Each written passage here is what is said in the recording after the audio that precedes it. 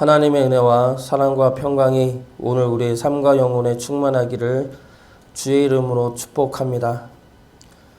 요셉은 바로의 꿈을 해석해주고 대안법까지 알려줍니다.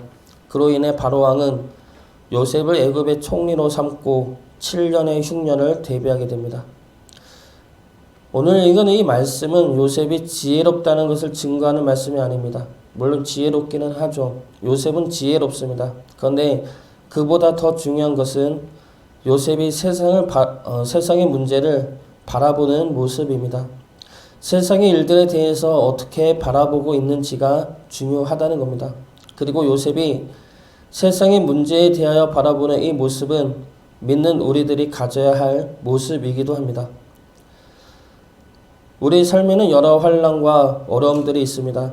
바로 왕이 꾼 꿈처럼 풍년이 임할 수도 있고 그 풍년이 기억나지 않을 흉년이 임할 수도 있습니다. 좋은 일들이 있을 수도 있고 견디기 힘든 순간들도 있습니다. 그럴 때 우리는 그 시간을 어떻게 바라보아야 합니까? 믿는 이들로서 그러한 시간들을 어떻게 이해하고 바라보아야 합니까?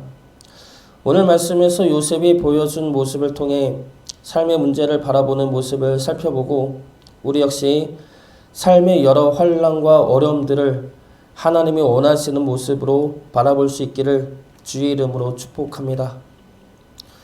먼저 첫 번째로 삶의 문제를 우리는 평안의 눈으로 바라보아야 합니다. 바로는 요셉을 불러 너가 꿈을 해석할 수 있다고 들었다 말합니다. 이에 요셉이 이렇게 대답을 하죠. 16절 말씀 보겠습니다.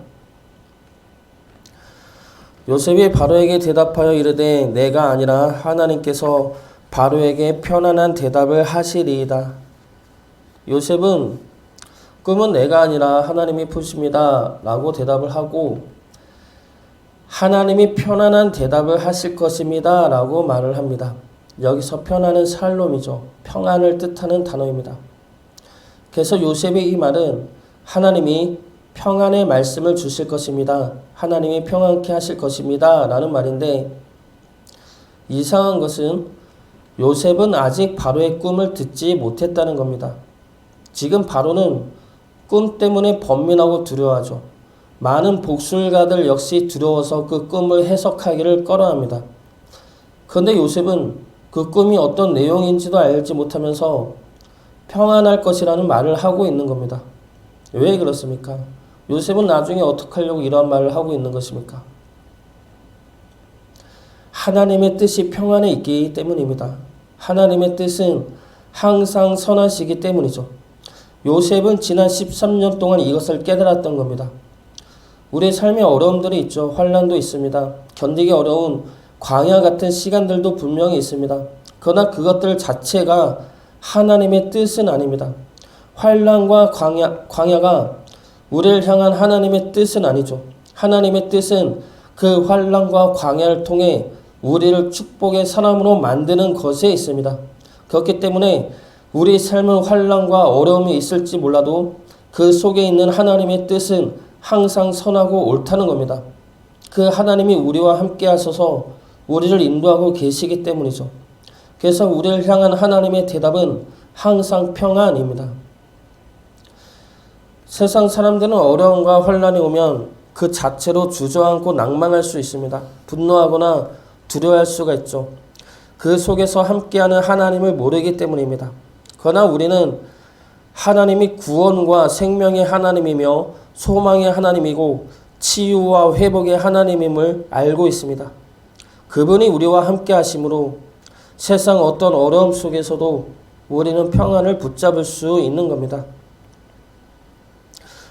우리와 함께 하시는 하나님의 뜻이 항상 선하시고 옳음을 믿음으로 환난 속에서도 평안을 누릴 수 있는 주의 자녀 되시기를 주의 이름으로 축복합니다. 두 번째로 성령님의 도움으로 하나님의 구체적인 뜻을 깨달아야 합니다.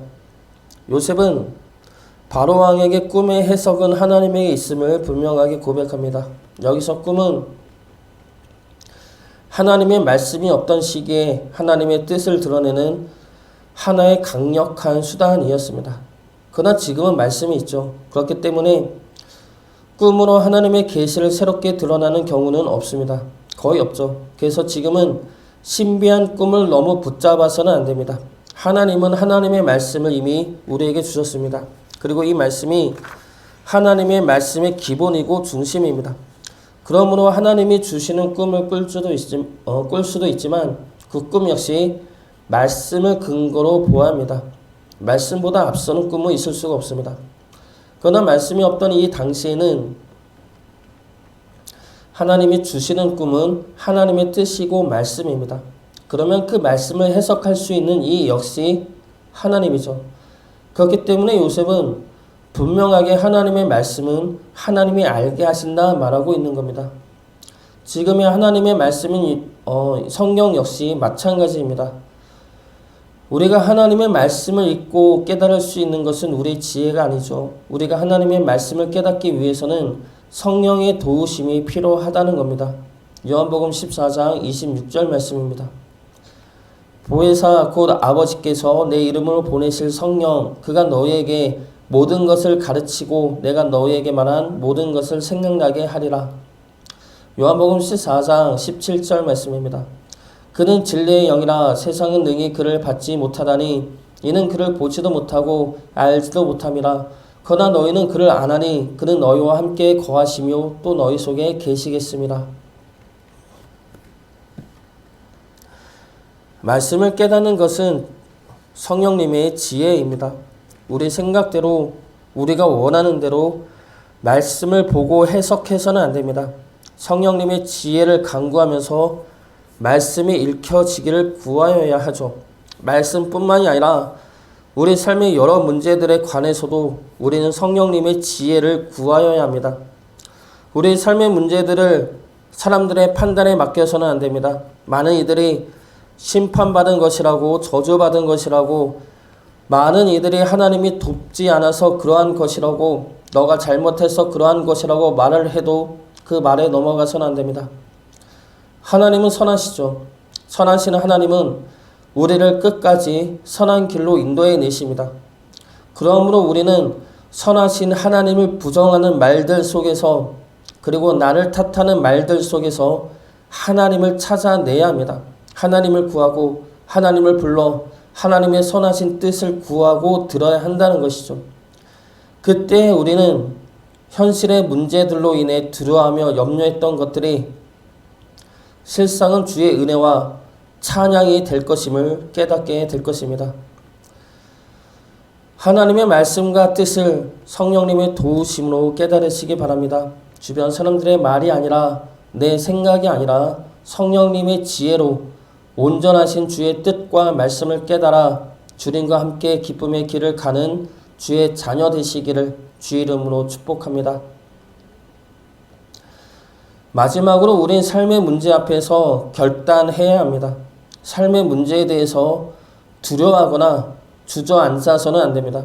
하나님이 이 문제를 해결해 주기만을 간구하고 기다려서도 안 됩니다. 내가 결단하고 나가야 하죠. 내가 삶의 문제 앞에서도 하나님의 백성됨을 지켜나가기를 결단해야 합니다. 삶의 문제는 하나님만이 해결할 수가 있습니다. 그러나 그 능력이 임하기 위해서는 우리가 삶의 문제 속에서도 하나님의 백성답게 서 있어야 한다는 겁니다. 그러므로 우린 삶의 문제 앞에서 하나님의 백성답게 살 것을 결단하고 나가야 한다는 것이죠. 바로의 꿈의 내용은 단순합니다. 7년의 풍년 후에 7년의 흉년이 온다는 것이죠.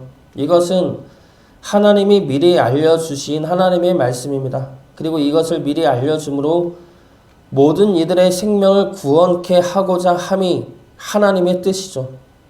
그러므로 7년의 풍년과 7년의 흉년은 좋은 것도 아니고 나쁜 것도 아닙니다.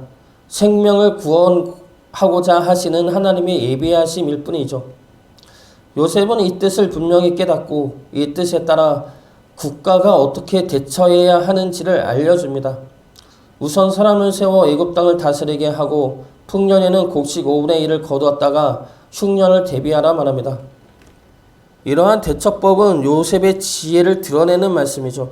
그리고 동시에 이러한 대처법이 나올 수 있었던 것은 요셉이 하나님 앞에 올바른 가치관과 중심을 가지고 있었기 때문입니다. 만약에 요셉이 자신을 생각했다면 대처법은 생각하지 않았을 수 있습니다. 그저 꿈을 해석한 것에 대한 대가만을 받았을 수 있죠. 아니면 꿈의 해석을 바로가 듣기 좋도록 바꿔서 해석할 수도 있었을 것입니다. 잘못 해석하든 말든 자신의 이득만 챙기면 된다 생각했을 수 있을 것입니다. 그러나 요셉은 온전히 하나님의 뜻을 전하며 하나님의 뜻은 생명의 구원에 있음을 알고 그 뜻에 따라 구원하는 법을 생각해 낼 수 있었던 겁니다.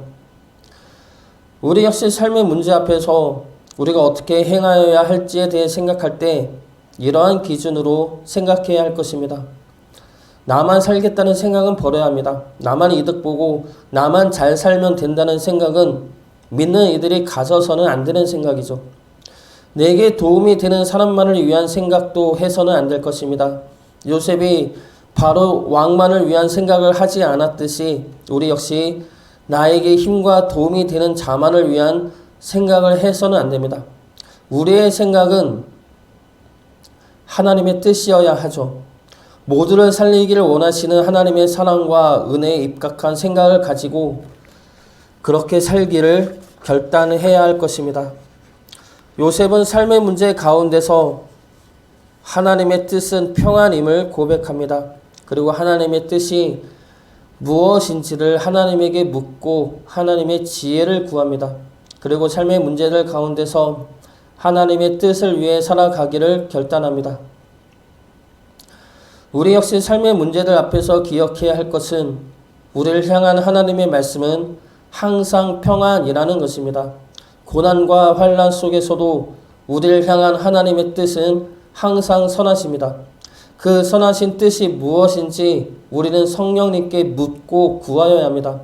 그리고 그 뜻 가운데서 나만을 위하여 살아가는 자가 아니라 주의 뜻대로 살아갈 것을 결단해야 합니다. 그렇게 살아갈 때 우리의 삶의 문제들은 하나님의 크신 일과 능력을 증거하는 찬양이 될 것입니다.